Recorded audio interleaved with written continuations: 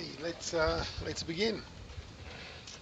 Thank you everyone who joined us today, and we're gonna start in just 1 minute.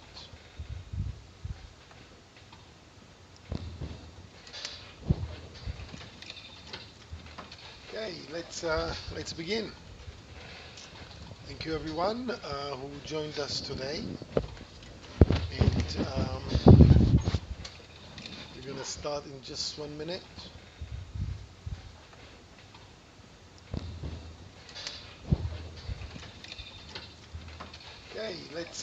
Let's begin. Thank you everyone who joined us today, and we're gonna start in just 1 minute.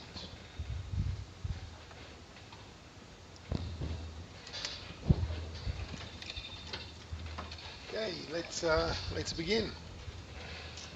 Thank you everyone who joined us today, and we're gonna start in just 1 minute. Okay, so let's see where we are. With the war now, we are effectively in the fourth week of Israel war in Gaza, and I'm speaking to here in England. He's kind of looking at the watches and thinking, where is that all going to end? Is it going to be? Are we there yet? Are we there yet? Are we there yet? So here's the answer, and the answer is that we are not there yet, unfortunately. This war is going to last for a very long time. A very long time could be anything between 2 to 3 months to perhaps 6 months, maybe even longer. And although we have become accustomed to previous operations by Israel, and we almost got ourselves into a routine where Israel goes into Gaza, we here in England suffer anti-Semitism. There are some demos, and then there's a lot of pressure put on Israel, and then Israel withdrawn. It is very important to understand that this time it is not going to be the same. And the reason why it is not going to be the same is because previously Israel's strategy was a strategy of perhaps containment. So Israel was willing to tolerate a lot in order to be able to contain the terrible situation. I mean, we are talking about a whole generation of children, for example, who live in the south of Israel, who been brought up and throughout their lives they've been running in and out shelters. It just become part of life. And everyone in those, in fact, everyone in Israel has got, some of you may know, has got a shelter in their home, and this is clearly not a normal way to live your life. But the idea was that we should contain the situation for as long as we possibly can, and just make sure that the damage to Israeli property and well-being is down to the bare minimum. Hence the reason why every now and then Israel used to go into Gaza for a short operation, destroy a little bit of Hamas infrastructure and weaponry, and then come back. And it was almost a game, a cat and mouse game, where there was a lot of money involved. Whereas the Israel agreed that the Hamas will receive a huge amount of money and handouts from European countries, but also from Qatar, a lot of it from Qatar, from the Emirates. And the money would then go to, the idea was go to the Gazans to maintain their lifestyle. So Gazans don't really work. I mean, most Gazans don't work. The unemployment in Gaza is huge. It's like 60%, 65% of Gazans live on handouts. There was never a desire by the Gazans to create an economy, and there was a clear interest by the world nations to maintain uh, the refugees camps in Gaza the way they. I mean, if you think about it, in Gaza there are anything between 1.5 to 2 million people, and they are all have a status of refugees. Now, over the past 75 years or so, there have been lots of wars in the world, lots of wars. There have been many refugees, and it was always the case that eventually, no matter how bad the situation was, the refugee problem was resolved somehow. One way that refugee problem was solved, which is a very common method, was for European countries, many European countries, as well as the United States, to simply take them in. So you had a war in the former Yugoslavia, or you had a war in Iraq, or a war in Syria, or a war in Kurdistan, or whatever it was. And there's always, I mean, Syria's war produced millions and millions of refugees. And believe it or not, many of them have been relocated in order to ease the pressure on them. So the best way to, or the easiest way, or the quickest way, or the most humane way to help a refugee is to take them into a safe place, but not in the Gazans case. In the Gazans case, there's been a reluctance to take them into other countries or to solve the problem at all. They would at all. The world is pretty happy to see those Gazans being refugees, because as long as the Gazans are refugees, you can point a finger at Israel and say, look, those Jewish people turned Nazis themselves. Look how they treat those refugees.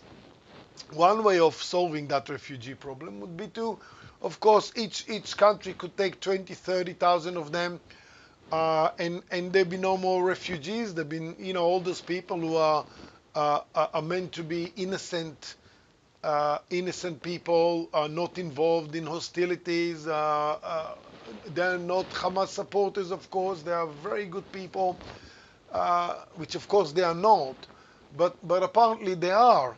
But for some reason there is a reluctance to help them and give them refuge in another country, which is very interesting, because the one of the arguments there is that it is not a good idea to remove them from where they belong. So, for example, if they are Syrian refugees, the idea would be, look, you can't remove them all from Syria because this is their home. At one point, the war will come to an end, and then those people will be able to stay there and then rebuild their lives. But the point with the Palestinians, particularly the Gazans, is that the Gazans have no desire to go back to Gaza. So they don't, unlike the Syrians or the Kurds or the Iraqis, the Gazans don't see Gaza as their home. They see the entire state of Israel as their home. So their desire is not to go back to Gaza. They hate Gaza. For them, they are refugees. Gaza itself is a refugee camp. So what happens now? These people are refugees within a refugee. So they are double refugees now. They've been refugees in Gaza. Now they've been moved away from Gaza. They had to move away for their own safety. Now they are refugees again. So the argument that let's put them back, let's keep them there so they can go back home once the war is over, doesn't really hold water here, because most Gazans don't see Gaza as their home. They see Tel Aviv, Haifa, Kfar Saba, Ra'anana, Eilat. They see all those places as their home. So there are calls in Israel which currently are considered perhaps as extreme, but with a little bit of time, perhaps that would change as well. That say, look, don't let the Gazans come back to Gaza, because the only point of them being in Gaza is so that they can advance towards Israel. So what's the point having them back? So this is one aspect why the war is quite different than the previous operations. Previously, Israel accepted the Gaza and stay in Gaza. Now, what we don't know for definite what is going to happen, but it seems that the idea is to push the Gazans away from Gaza to the south, from Gaza City and the Gaza area to the south. We're talking about probably 65 kilometers of land. And then never let them back. Why never let them back?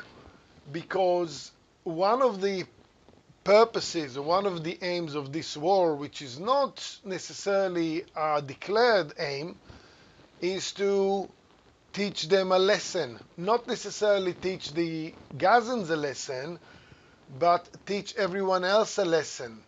That you don't mess with the Jews, you don't rape the daughters, you don't burn alive the babies, you don't do all these things to the Jews, because if you do, there will be consequences. So the only consequence that the Arabs appear to be caring about, and that has always been the case, is land. They want land.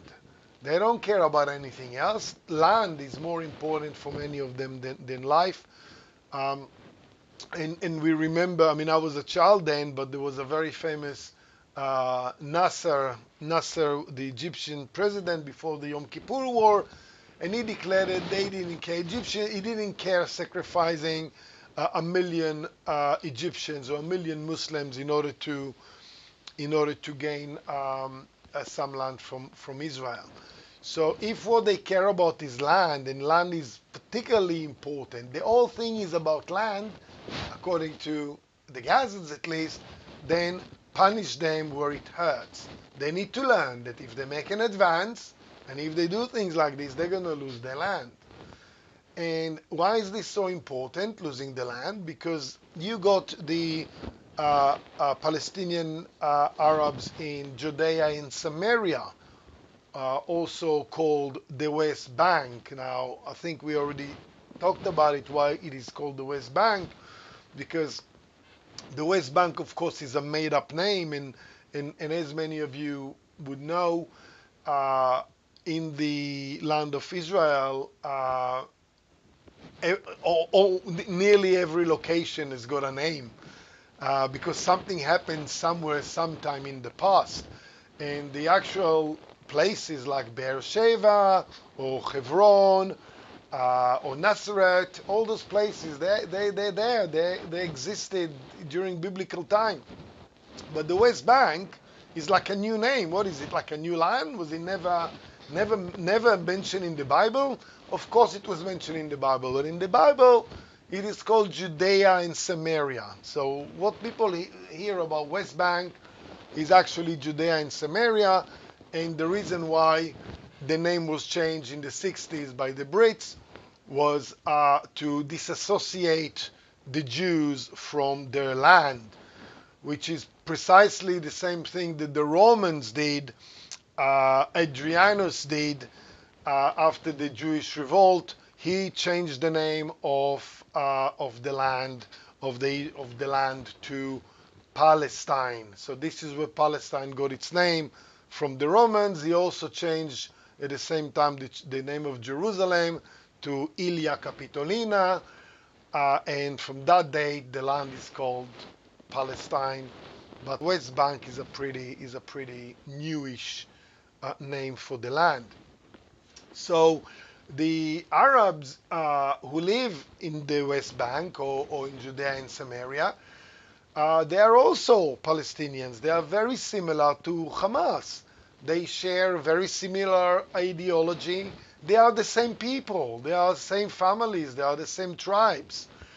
Um, and politically, the two people of Gaza and Judea and Samaria are kind of divided politically. One is the Hamas in Gaza, and Fatah, Yasser Arafat's Fatah, is the main political fraction in the West Bank or Judea and Samaria. But the reality is that according to all the polls that have been conducted there, if there was general elections today or yesterday or a year ago, Hamas would have won there. That tells you that there is huge support for Hamas all across Judea and Samaria. Now, to understand Judea and Samaria, um, Judea and Samaria is literally 5 minutes from Kfar Saba Ra'anana. So you can imagine that the same thing that happened on October the 7th in the south of Israel is very likely to happen in Judea and Samaria as well, but this time at the heart of Israel. So it is very important for the Israeli government at this stage to send a very clear signal to those Arabs in Judea and Samaria not to dare and not to even try doing anything like it. Because if they do, they will lose their homes. Israel will go back and take over the land that it gave them about 30 years ago. And so the other people that need to be taught a lesson are the people in Lebanon, the Hezbollah. The Hezbollah are Iranian faction, but they are a terrorist organization that effectively is in charge of Lebanon. And they know that they know now that if they do try and attack Israel in a serious way, then what will happen to them is the same thing as Gaza. So Gaza is very important or destroying Gaza or capturing the land and not letting them back is extremely important because it is meant to serve as a lesson. Prime Minister Netanyahu, in his initial speech after the attack, or when Israel declared war, he promised that Israel is going to teach a lesson there that will effectively change the shape of the Middle East, and a lesson that will last for generations. So that tells us, I think, that his intention is that the Gaza will be completely taken over, destroyed, demolished, and then either will remain demolished, so it stays as a living memory for the Arabs not to try and do anything like this again, or perhaps Israelis will go back and live in the land. So the other ends of the war are the collapse of the Hamas regime. So what does it actually mean? The collapse of the Hamas regime, I think what it means is destroying their ability to fight and their ability to control the people. So the military as well as the political strength of Hamas would be destroyed. And what would it look like when Israel won the war? Probably it will look like the same as Israel won the first war in Lebanon, where it kicked out Yasser Arafat and his cronies all the way to the Yemen, and we're going to come back to the Yemen. So they used to be in Lebanon, where Hezbollah is now, continuously giving Israeli North hassle constantly. and eventually Israel had to go in. Winning the war meant they surrendered. They were put on buses and they were sent all the way to the Yemen. The fact that there was some clever people who decided to bring them back um, 20 years later, that's a different, or 15 years later, that's a different story. But a victory would look like this. The Hamas people will surrender and will have to leave the area. So the next thing we can have a look is see what is actually happening currently in Gaza, and just see where the Israelis are. Um, Let me have a look here.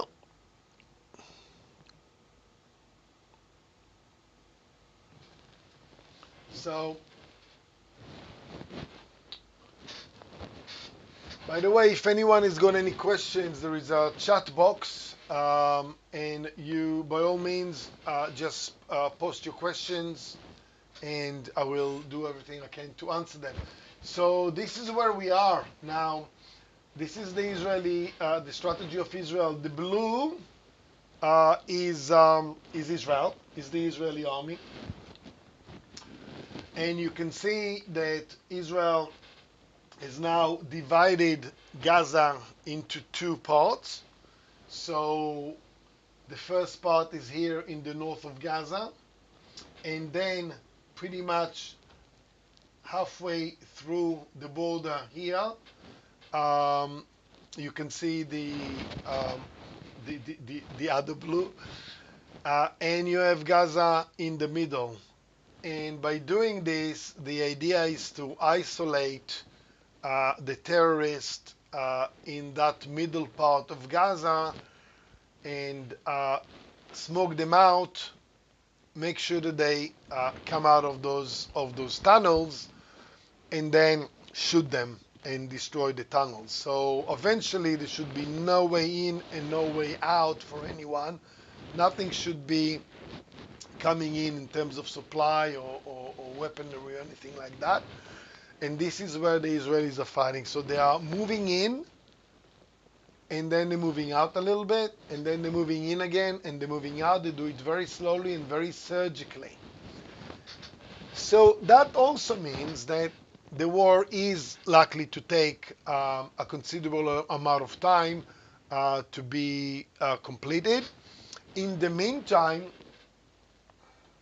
let me see if I could get the image here. In the meantime, if you could see at the bottom right-hand side of the map, there's a little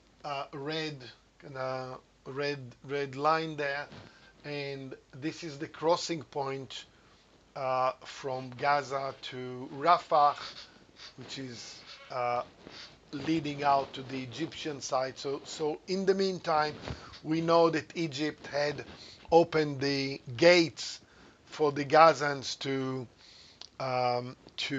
move towards Egypt.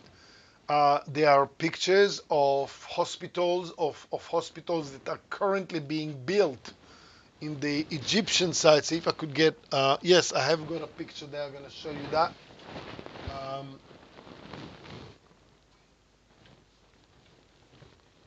I'm going to show you that. This is the latest picture here of. This is the latest picture of the hospitals that are being built in Rafah on the Egyptian side. So this area is constantly growing, and Egypt effectively is getting ready to accept those Gazans in.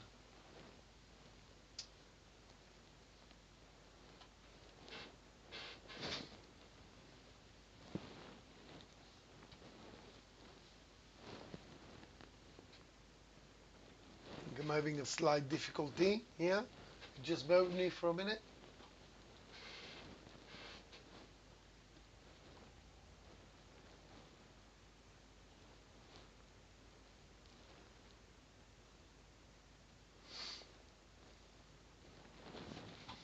Okay, so let's carry on.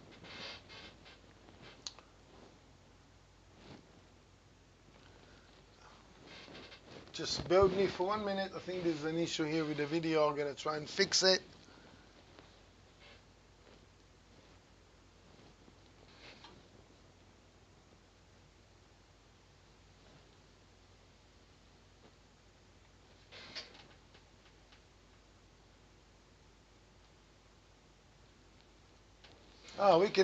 We can carry on anyway. You don't really need to see me here. The next thing we're gonna have a look here is all those different interested parties.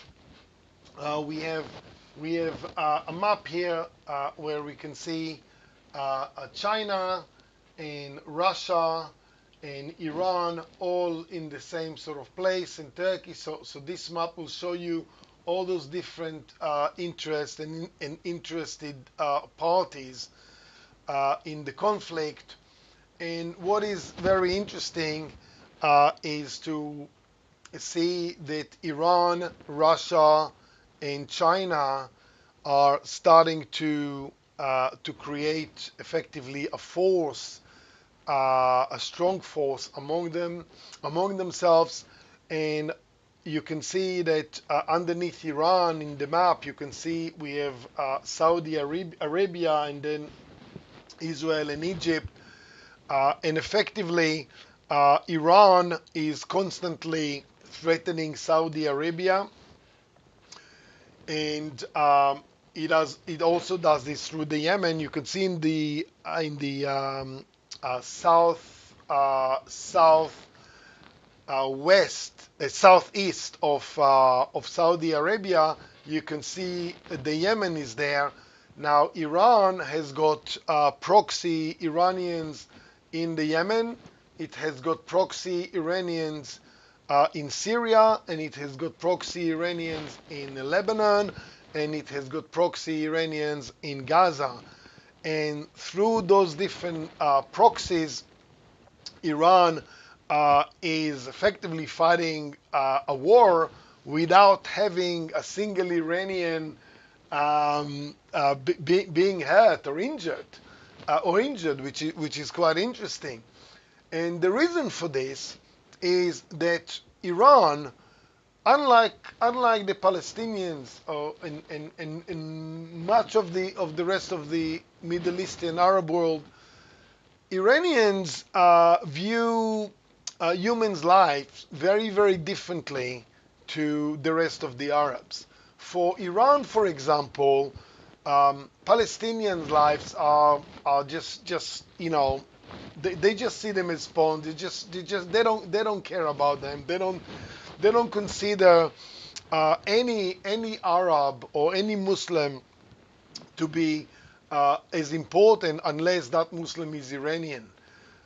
So the Shia Iran, I mean, think about it. The Iranians they see themselves almost as priests, almost as the holy of the holy of Islam, and as such, they let all the other Muslims in the world to do the dirty job.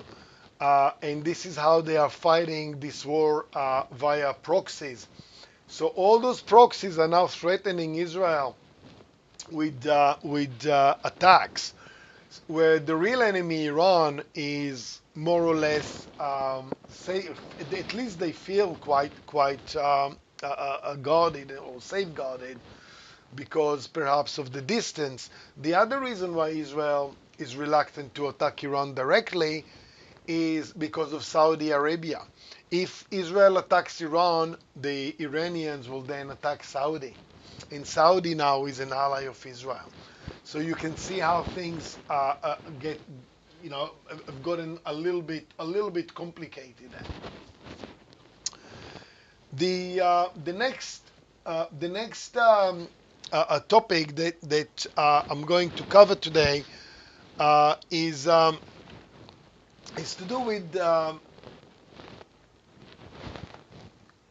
the possible connection, the possible link between the civil unrest in Israel previously in the course of last year, and the war. How come these two things are connected? So this is how they are connecting. This is very important because a lot of people don't understand this. One of the reasons why the Israelis got caught off guard was because the Israeli army had become almost impotent. There are evidence from soldiers who were there.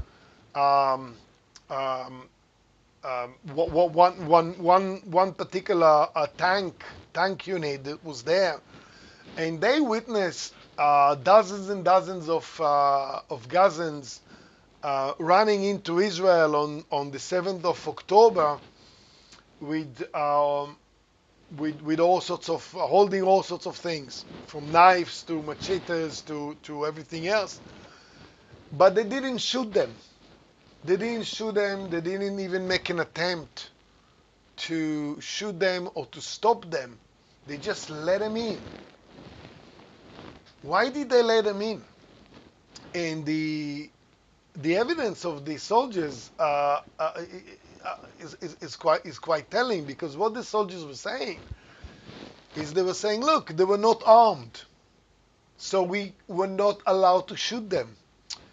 So basically, what happened over the past 10 to 15 years is that the courts in Israel that are highly progressive. Bear in mind, there are 15 judges in the Supreme Court of Israel. The head of the Supreme Court, she's a singer. She used to sing for a band when she was younger.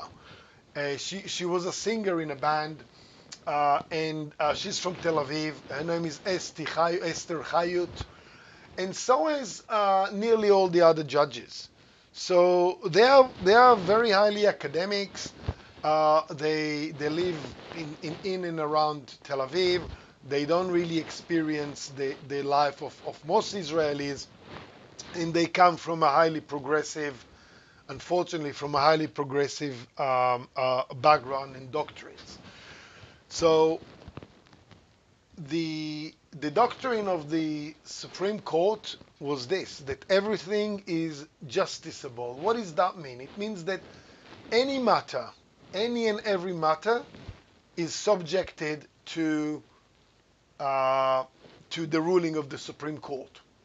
Anything, even political matters, even military matters, even anything and everything is subject to the ruling of the Supreme Court, which means that there is nothing above the Supreme Court. So in England, for example, the Parliament is supreme, and you learn that in law school. It's the first thing that you learn. The Parliament is supreme, which means that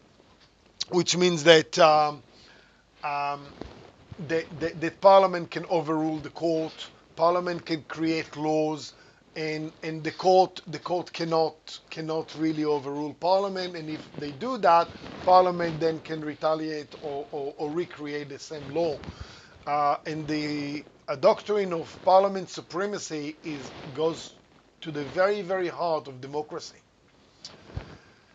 In Israel, that was changed by the judiciary, and when they declared that everything is justiciable, which means they can rule over anything and everything, they effectively put themselves above the army, above the commanders, above the prime minister, above the Knesset. And there was an interesting case about a year ago where the chief of staff, the head of the army, fired one of the senior commanders in the army for whenever it was. I can't remember, but it certainly justified the dismissal. He didn't have the faith in him anymore. He didn't think that he was doing his job properly. He is the chief of the army. You can remove officers. You can remove soldiers. So the officer went to the court, and the court overruled the head of the army and reinstated him. which effectively tells you that the court is ruling the army. So over time, the court effectively tied the soldiers' hands behind their backs, wouldn't allow them to shoot, and even when they allowed to shoot, they were only allowed to shoot under extreme circumstances. And even under those extreme circumstances, they would get into a lot of trouble and investigation and everything else. So the soldiers were so scared to do anything because they weren't being shot at. And what they were told through the courts to the command, to the military command, that unless you're being shot at, you can't shoot. Otherwise, you could find yourself in prison. So they just sat there and let all the mob going into Israel because of this doctrine, and they've been indoctrinated, and they didn't do what soldiers should be doing. So the civil arrest that went on in Israel, and not many people really understood it because there was a lot of misinformation about it, was the desire of the government to change that. That the Supreme Court will be above the people effectively. So because again, judges are not elected. They're there for life. If the government gets it wrong or the Knesset gets it wrong, it can always be replaced. And this is what was the civil unrest about. The taking back some of the powers from the judiciary so that the government can govern and that the Knesset can make rules that are in the best interest of the people. And this is really the link there. I mean, you can see how important it was to have this reform. I mean, the extent of the reform, of the judicial reform, could be argued whether it was too much or too little or not enough or whatever. But the need for the reform has just been demonstrated by what happened on the 7th of October. And credit now to the courts, they don't seem to be interfering with the army decisions and activities during the war. And let's hope that this situation continues. Let me see now if I can change that, and then I can still not get a video back. But what I could do is I can get a nice picture instead. There you go. So we're gonna end this. Again, I'm sorry about the technical difficulties, but again, I'm doing this on my own, and I really wanted to do this because I've been asked by so many people who watch it on or later on YouTube to have this conversation. So the last thing that I want to say is about us, and about what is going on in England, and how we feel as Jewish people, and what we should really do now in face of all those demonstrations and all the extremely scary support for Hamas in England. This is something that has come as a surprise, I think, for a lot of people, but not to some. The situation in France and Germany, Belgium, Holland, Sweden, Denmark is pretty much the same or even worse. So what we are seeing now is the rise of extremist Islam, people who are very focused on jihad. Jihad is a holy war, which is really the ultimate, it is the ultimate realization of the individual under Islam, as I understand it, or at least according to many. And what jihad means, there are obviously different interpretations, but let's look at the context. What it does mean, it means either killing the infidels or killing anyone who's not Muslim, or not killing them, but allowing them to live under Islam, but as an inferior race, as inferior people. This is what the Quran says. The Quran doesn't call for the killing of everyone, but under the caliphate, under the control of Islam, Muslim people take priority in terms of being able to buy land, own businesses, live their life in a certain way that is not necessarily going to be available to everybody else. For example, in Arab countries, it's been like this for centuries. Non-Muslim person cannot build a building that is higher than any Muslim person in the neighborhood. So, or taller. The Muslim homes have to be always taller than everybody else's. This is just one of those things. So very sadly, many of those people, they do want to kill us and they do want to destroy us, but let's not take it personally, because it's not just us that they want to kill and destroy. They actually want to destroy uh, some of their fellow Muslims who don't agree with that particular extremist way or jihadist way. And I don't know if you remember, there was a terrible war, or terrible, it was a war about 40 years ago between Iran and Iraq, and there were about 20 million people, I think, died or something like that in that war, and they have no issue fighting each other, the Sunnis and the Sunni. So it is not just against us, but of course we are the people who scared the Muslims the most, because they know what the Jews are like. They know how clever the Jews are. They know how adaptable they are. They know how influential Jewish people can be because of their education. So we are always going to be the first in line for destruction by them. So what we need to do is, of course, we all need to start thinking about going to live in Israel at one point, because in about 20 to 30 years time, I think it is going to be very, very difficult. Maybe not even that far away.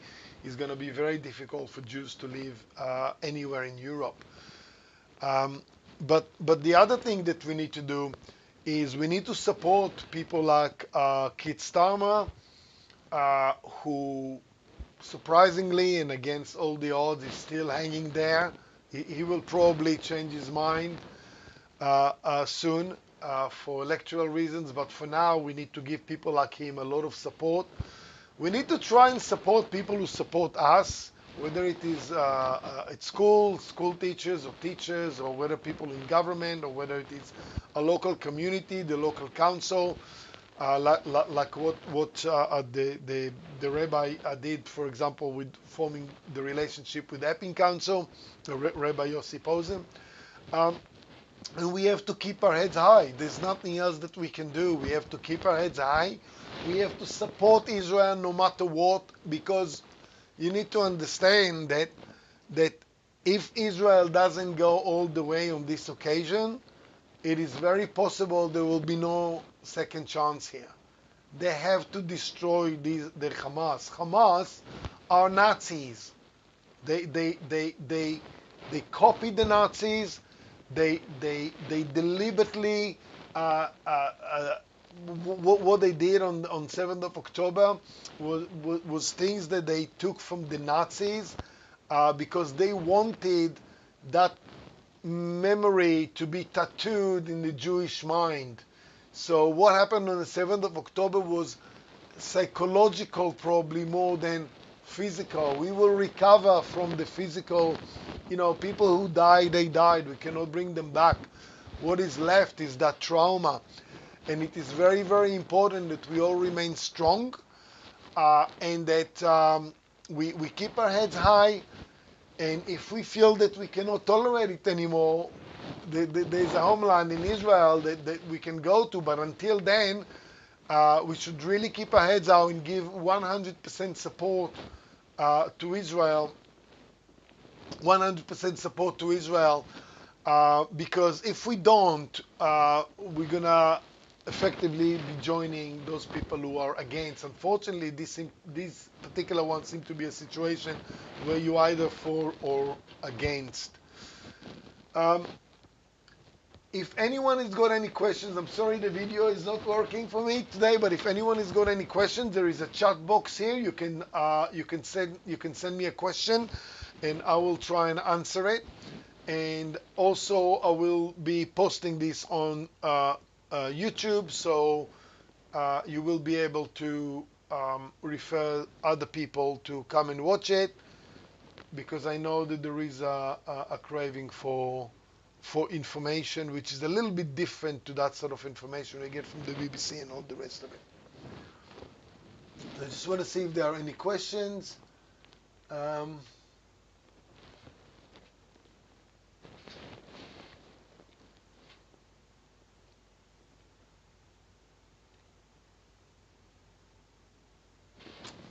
how long it is likely to go on? Um, I don't know. Again, it could be anything between several months to a bit longer, maybe 6 months, maybe 8 months. So we have to remain strong, and we have to get into some sort of routine here. I think understanding what is going on is important, and I will do what I can to explain the situations, maybe give more updates about the war. I have access to a lot of the Arab networks as well, so I'm in the Arabic social media. I know what is happening there. I can see the posts that they are posting, the people from Gaza and Lebanon and other people. So I get the perspective from both sides.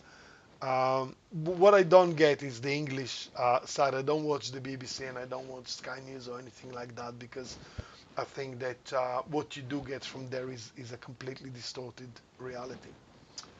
So, thank you very much for everyone who joined me today.